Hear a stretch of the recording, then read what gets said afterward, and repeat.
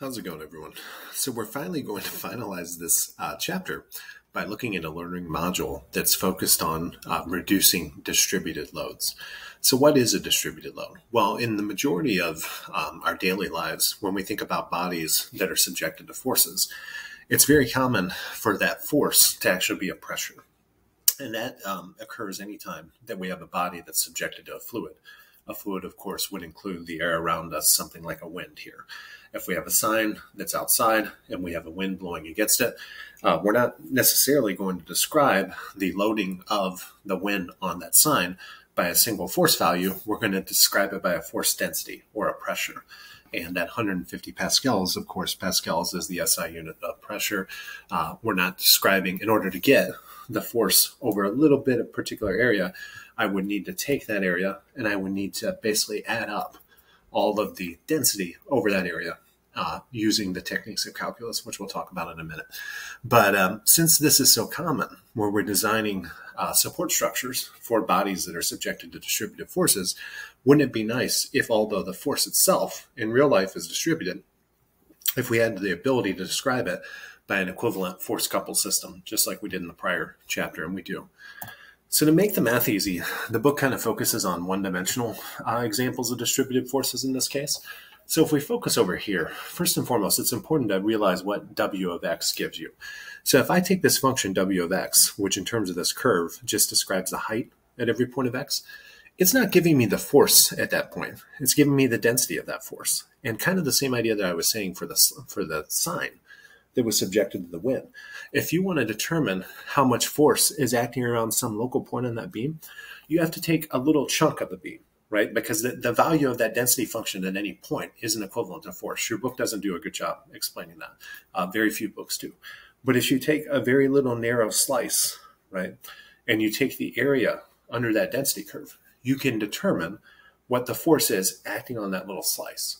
And that similar idea that always happens in a calculus-based approach. Well, if you think about the equivalent force acting over the whole beam, well, what if I just added those little density slices up?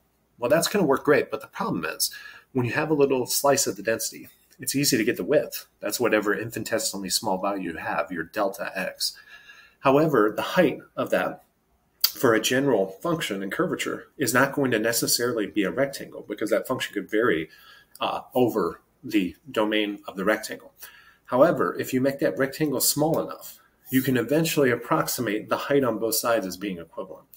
And then if you took all of those little areas and you added them all up for every value of x, you would be able to determine the resultant force acting upon this object. So this is just the principle, if you've taken an integral calculus course, of the Riemann sum actually converging to the integral when the width of your individual infinitesimal area elements goes to zero. So that's all this is saying here. I mean, they're making it very hard, but if you have a function, a density function of force acting on a beam, if you can just determine the area under the curve in any way you can, that area is equivalent to the equivalent resultant force by definition, because this is a force density. So if you integrate it, it will have units of force. Now, do you have to integrate? Well, maybe. Well, what if it's just a simple geometrical type distribution? What if it's uniform? Well, if this density were uniform over the beam, I can take an integral, but I know that the definition of the definite integral over that domain is just the area under the curve. So if it were uniform, I'd take length times width. If it were rectangular, I could do it as well. So a lot of your problems in the book won't actually ask you to make that integral using the techniques of the antiderivative that you may have learned in calculus. And I think when I try to determine the test problem for this section, I'm more interested in choosing a type of shape where the integral could actually be computed without calculus, not because calculus isn't important as engineers, it definitely is, but it kind of teases or decouples me being able to see, oh, this person doesn't know how to integrate versus they don't understand the underlying concept. So key point, if you have a distributed force over the beam, find the area under the curve. That's generally done through integration, but do it however the easiest way to do it is, and that is the magnitude of the resultant force. So that's to say, in terms of the tendency of that force distribution to translate this beam down, you could put that entire distribution over it, or you could just put a single force over it. Now the next question is, where should you position the force to have the same rotational effect? So what this is showing you here is if you have any of those little infinitesimal force slices, naturally they're going to tend to rotate that beam about the origin in the clockwise direction. That's what this is saying here. A little infinitesimal force chunk will rotate the beam in the clockwise direction about the origin. How would I determine what that is? Well, it's the same way that we do any moment. I need the perpendicular distance, which is just going to be however far I am away from the origin. That's my variable x, times the magnitude of the force. And the magnitude of the force is what we're calling this dF. Remember, it's like a delta F. And force is the area under the density curve. So that's all they're saying there, is that the differential amount of force associated with a little rectangle is just the area of that little rectangle.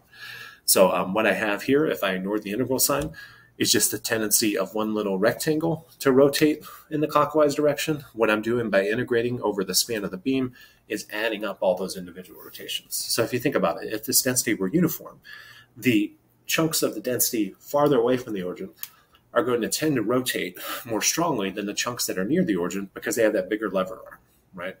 So that's all that's going on here. We're just integrating because we need to continuously sum the tendency of each little infinitesimal area element under the curve to rotate in the clockwise direction.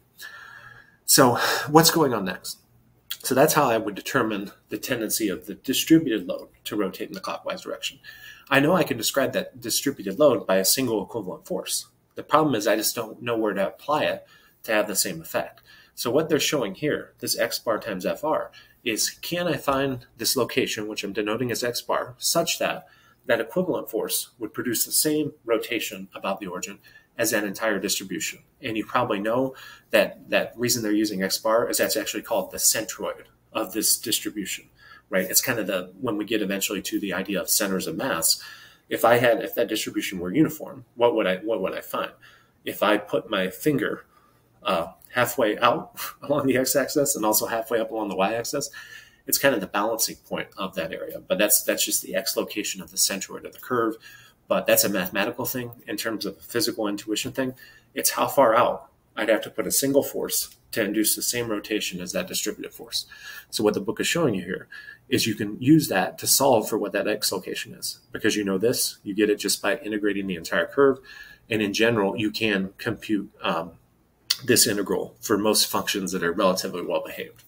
Of course, you might have to get into using integration by parts depending on the nature of the function here. That's why we won't do any crazy mathematical examples. So example 1, until you learn more about centroids, we'll determine only rectangular and triangular distributions. Again, the reason that they're doing that is it's easy to determine what the area under the curve is. So let's look at the rectangular example first.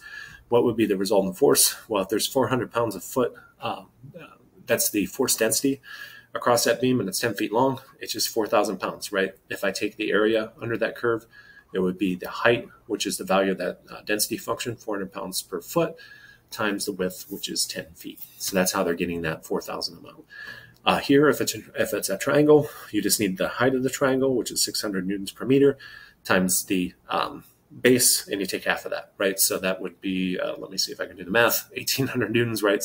I'll take the half of 6, which would be 3, times 600 would be 1,800 newtons. That's the resultant force.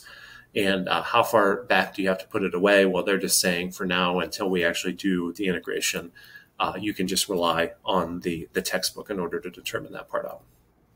So in terms of, let me show you, actually, you kind of, we already talked about all of this. So like I said, this is really just a foreshadowing for calculations that are going to come. I think it's in chapter 6 of the book. So we'll probably start to look at that in a little bit of detail next week.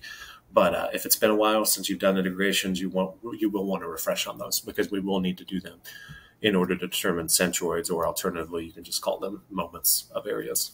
So sorry chapter 4 was so long. We really had a lot here, but I hope you were able to pick up the content this week.